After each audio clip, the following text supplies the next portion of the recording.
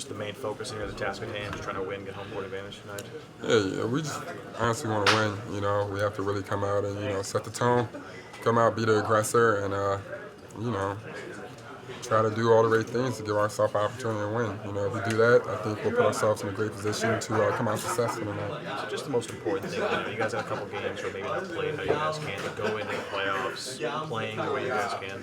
Yeah, for sure. I think, once again, this league is a wave, you know what I'm saying? So the biggest thing is just coming out and, trying to control what we can control. And I think the best thing to do right now is just try to be the aggressor. What was it like, some of the legends coming into town? They came to practice and saw you guys. Well, that was cool. You know what I'm saying? That's definitely cool. You never take that for granted. Even when I was a kid, I heard about a lot of those guys, and to be able to see them in person, and they feel the need to be important enough to not only come back into town but also visit us is definitely cool. So I definitely appreciate that. Is Havlicek, being an Ohio State guy, has any meaning to you? Yeah, no, I always loved Hondo. I always thought he was just watching his highlights and stuff like that. I always thought he was a great player, and the Ohio State obviously is a big deal, and he's definitely a success. Have you talked to him at all?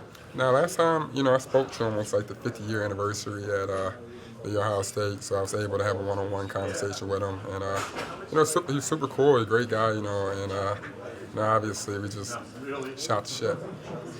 Brad said he wants you guys to be more aggressive. You keep saying you need to be aggressive. What did you think kind of slipped in that area the last couple of games? I think sometimes in certain instances, I think whether it be ball pressure and stuff, we could have been more into the ball more consistently, and not really. I think it kind of starts with that, not really letting them get comfortable, and it could be little things offensively as to not letting the team pressure us, being more physical to run our offense where we want to run our offense too, and just things like that.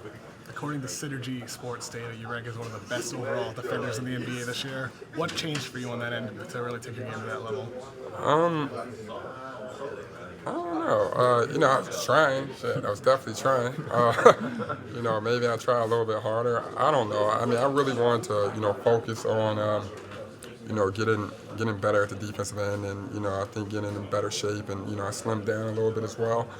And I think one thing was just using my body position and using my length. I'm not as fast or anything as Avery and them, but I've been blessed with length, so I can kind of judge it a little bit and just do little things that can help me as opposed to maybe beat somebody to a spot when they shoot. I try to contest it, just little things like that. So I try to take great pride in keeping up with the other great defenders on this team.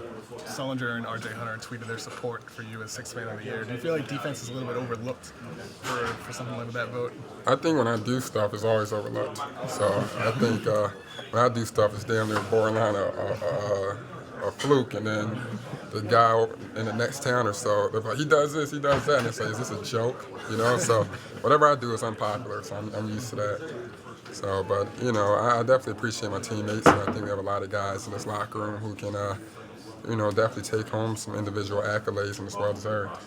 What are your thoughts on Kobe playing his last game tonight? It's crazy, I just remember being a kid and watching him do the dunk contest, and now playing his last game and leaving the game. It's definitely the last of a dying breed, and definitely going to miss him. So. Anything that sticks out to you about him, whether it's a personal matchup or just watching him play over the years? I just think it's mental toughness. You know what I'm saying? I think he's extremely mentally tough, and I think he competed. I think it's always about winning for him. You know what I'm saying? You meet a lot of guys that say, I care about winning and stuff and all that nonsense, but it's truly all about winning and competing and, overcoming the odds. You know what I'm saying? I think a lot of great players really take advantage of that, Earlier this year, you channeled Michael Jordan when you passed the ball to somebody for the winner. Yeah. Jordan, the cursed shot. Do you have anything in store for Kobe tribute tonight? I'll figure it out. It's just going to come with it. I can't really force it. And, once again, I can't force it. And, if it comes about that, we'll figure it out. But I just really want to win, to tell you the truth. So I guess that is a good enough Kobe thing, right? So. Sorry if you've already been asked about this. What was it like having the legends in practice yesterday? It's cool. You know, once again, you know, as a Celtic, you see all the pictures and you hear about all the great, the great players from the past. So you definitely appreciate them taking the time out to show up and stop by, just chat. You never take that for granted, Did you talk to any one of them? Oh, well, I knew, Charlie Scott, because his son, Shannon Scott, played at the Ohio State back in the day. So I know him for a while. So I was always fascinated with, what he was able to do at North Carolina and things, and, obviously in the NBA, and, what he was able to do, and he was so skinny too, So I definitely, was glad to see him.